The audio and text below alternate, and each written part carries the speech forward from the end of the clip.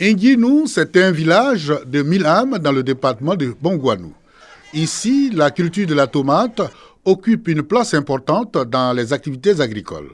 Elle paraît même la principale source de revenus, aussi bien pour les jeunes ruraux que les salariés. Tous ces motos que vous voyez, c'est grâce à la culture de tomates. Moi, ça m'a permis de payer les tôles de ma maison.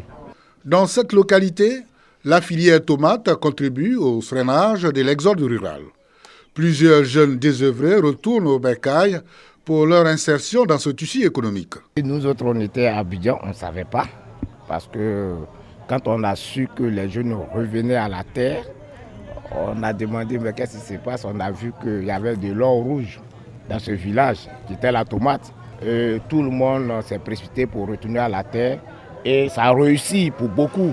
Avec cette activité maraîchère, le village connaît en ce moment une prospérité qui fait de lui le nouveau grenier du vivrier de la région du Moronou. Avant, on partait à Abidjan pour aller vendre. Mais grâce à ces femmes gros et d'autres frères qui viennent payer sur place, fait que vraiment on ne sort plus comme avant. Ça nous permet d'avoir le temps aussi de faire nos occupations. On paye tomates, aubergines, piments, gomo, bananes, tout ce qu'on gagne quoi, ça dépend. Il y a un temps pour aubergines, il y a un temps pour gomo aussi.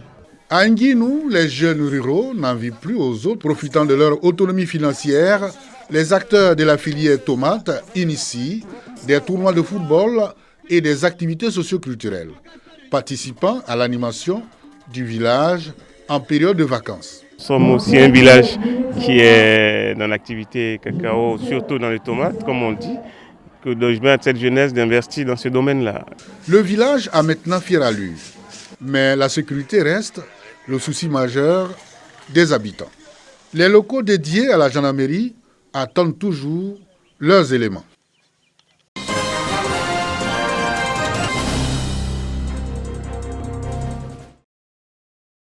Face à l'évolution fulgurante de la technologie et à la croissance des échanges commerciaux, le Comité des experts du droit des enfants a mis en place en 2013 l'observation générale au G16 de la Convention des droits de l'enfant, qui fait obligation à l'État de Côte d'Ivoire d'amener les entreprises privées et publiques à rendre compte de l'impact de leurs activités sur les droits de l'enfant. À juste titre, le ministère de la Femme, de la Famille et de l'Enfant, en partenariat avec l'ONG Save the Children, initie alors une formation à l'endroit des acteurs du secteur privé. Nous sommes forcés de constater que durant ces dernières décennies, les activités des entreprises du secteur privé ont de plus en plus d'incidence sur la réalisation de ces droits. Pourtant, le secteur privé aujourd'hui, qui pèse déjà très lourd dans l'essor économique de la Côte d'Ivoire, est en pleine croissance, ce qui entraînera donc plus de répercussions sur le bien-être des enfants. Cet atelier est donc une étape très importante car il permettra aux entreprises du secteur privé que vous représentez d'en savoir davantage non seulement sur l'OG16, mais également sur les droits des enfants dans le secteur de l'entreprise. Moussa Diarasouba, représentant Nasseneba Touré, la ministre de tutelle, se félicite de ce programme de renforcement de capacité. Il recommande aux entreprises de faire du respect des droits de l'enfant une réalité. Il était important de rencontrer les acteurs que vous êtes pour avoir votre implication afin que notre pays puisse adopter et appliquer une réglementation visant à ce que les entreprises aient à répondre du respect des normes internationales touchant aux droits de l'enfant, notamment dans le domaine du travail et de l'environnement. L'atelier s'est tenu durant une journée et a réuni une vingtaine d'entreprises du secteur privé. Le ministère de la Femme, de la Famille et de l'Enfant entend amplifier la sensibilisation.